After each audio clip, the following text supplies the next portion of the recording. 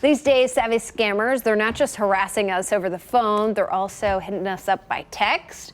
If you've ever received one of those annoying, even dangerous texts, CNET'S Kara Tsuboi provides some tips to keep yourself safe.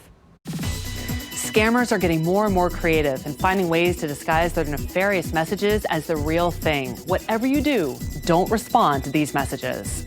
If they send a link, do not click it. And if you do by accident, don't give out any personal information.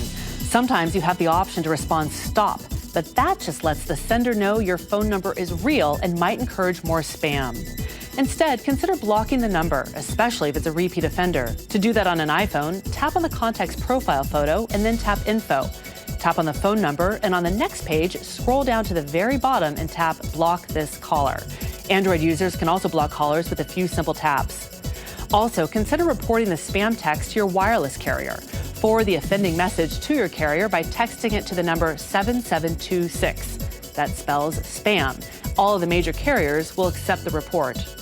Or take it one step further and take your complaint to the Federal Communications Commission. Log on to consumercomplaints.fcc.gov and click on Phone to file a complaint.